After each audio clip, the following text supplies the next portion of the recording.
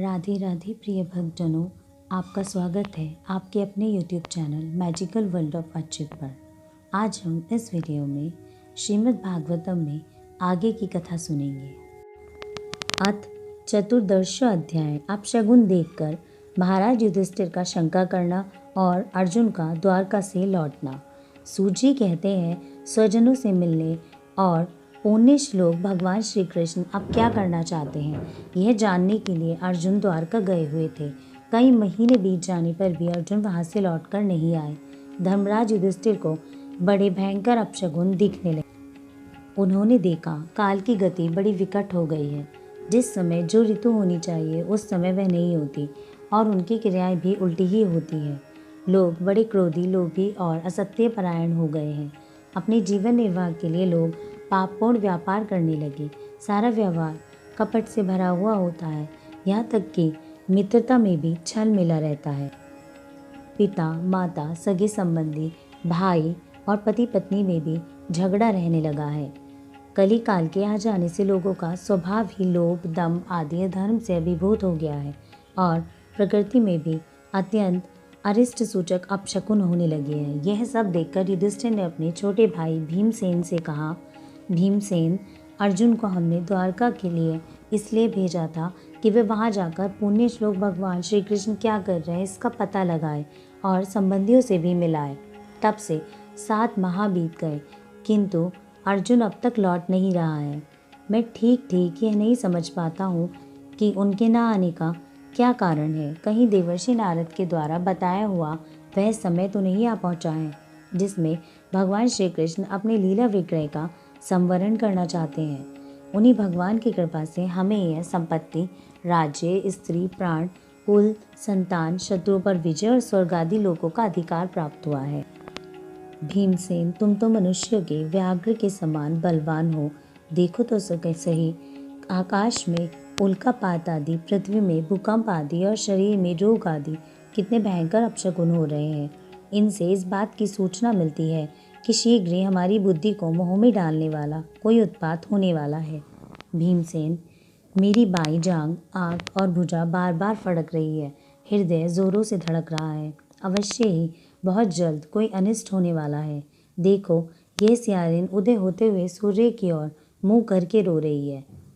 अरे, उसके मुंह से तो आग भी निकल रही है। यह कुत्ता बिल्कुल निर्भय सा होकर मेरी ओर देखकर चिल्ला रहा है। भीमसेन, गौ आदि अच्छे पशु मुझे अपने बाएं करके जाते हैं और गधे आदि बुरे पशु मुझे अपने दाहिने करके जाते हैं। मेरे घोड़े आदि वाहन मुझे रोते हुए दिखाई देते हैं। यह है मृत्यु का दूत, पेड़ुखी, उल्लू और उसका प्रतिपक्षी कौआ रात को अपने कर्ण कठोर शब्दों से मेरे मन को कपाते हुए विश्व को सूना कर देना चाहते हैं। दिशाएं धुंधली हो गई हैं। सूर्य और चंद्रमा के चारों ओर बार बार मंडल बैठते हैं। यह पृथ्वी पहाड़ों के साथ कांप उठती है। बादल बड़े जोर जोर से गरजते हैं और जहाँ तहाँ बिजली भी गिर रही है। शरीर को छेद देने वाली एवं धूली वर्षा से अंधकार फैलाने वाली आंधी चल रही है। बादल बड़ा डरावना दृश्य उपस्थित करके सब ओर खून बरसाते हैं। देखो, सूर्य की प्रभा मंद पड़ गई है। आकाश में ग्रह परस्पर टकराया करते हैं। भूतों की घनी भीड़ में पृथ्वी और अंतरिक्ष में आग सी लगी हुई है। नदी, नद, तालाब और लोगों के मन शुद्ध हो रहे हैं। घी आग नहीं जलती। यह भयंकर काल न जाने क्या करेगा। बछड़े दूध नहीं पीते, गौएं दूने नहीं देती। गौशाला में गौएं आंसू बहा रही हैं। बैल भी उदास हो रहे हैं। देवताओं की मूर्तियां रोसी रही हैं। उनमें से पसीना चूने लगता है और वे हिलती डुलती भी नहीं है। भाई, ये देश, गांव, शहर, बगीचे, खाने और आश्रम श्रीहीन और आनंद रहित हो गए हैं। पता नहीं ये हमारे किस दुख की सूचना दे रहे हैं।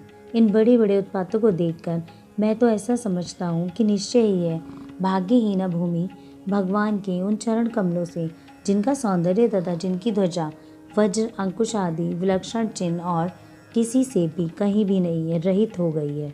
शौनक जी, राजा युधिष्ठिर इन भयंकर उत्पातों को देखकर मन ही मन चिंतित हो रहे थे कि द्वारका से लौटकर अर्जुन आए। युधिष्ठिर ने देखा अर्जुन इतने आतुर हो रहे हैं जितने पहले कभी नहीं देखे गए थे।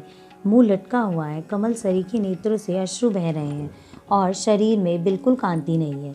उनको इस रूप में अपने चरणों में पड़ा देखकर युधिष्ठिर घबरा गए।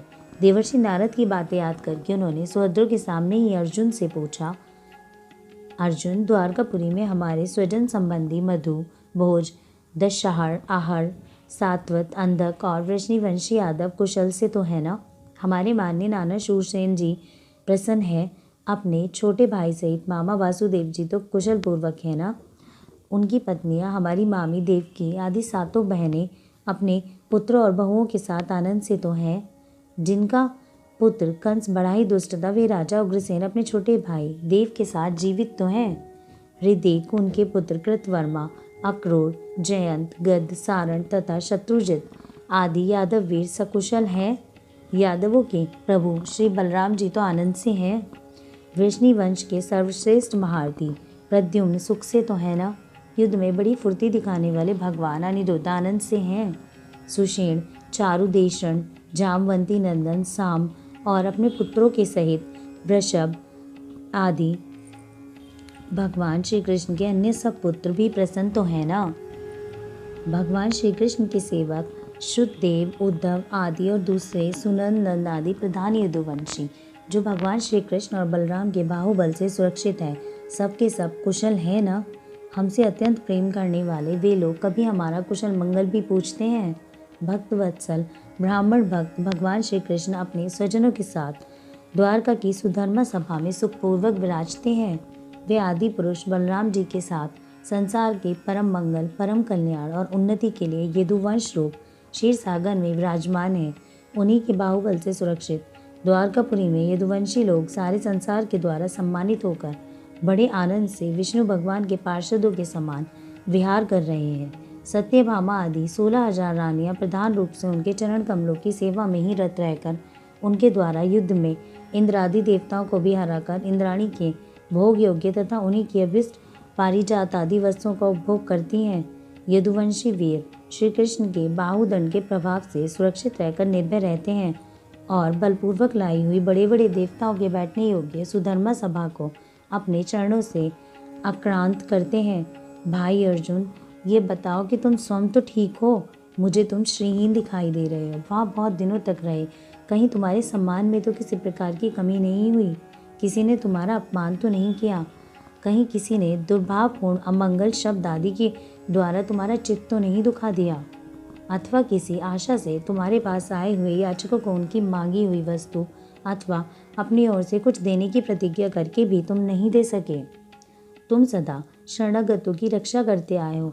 कहीं किसी भी ब्राह्मण, बालक, गौ, बूढ़े, रोगी, अबला अथवा अन्य किसी प्राणी जो तुम्हारी शरण में आए हो, तुमने त्याग तो नहीं कर दिया? कहीं तुमने अगम्य स्त्री से समागम तो नहीं कर लिया? अथवा गमन करने योग्य स्त्री के साथ असत्कार पूर्वक कुछ किया तो नहीं? कहीं मार्ग में अपने से छोटे अथवा बराबरी वालों से हार तो नहीं गए? अथवा भोजन कराने योग्य बालक और बूढ़ों को छोड़कर तुम अकेले स्वयं ने ही तो भोजन नहीं कर लिया? मेरा विश्वास है कि तुमने ऐसा कोई निंदित काम तो नहीं किया होगा जो तुम्हारे योग्य नहीं हो न हो।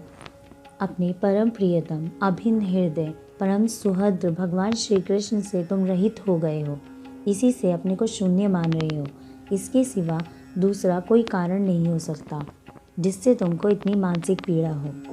राधे राधे।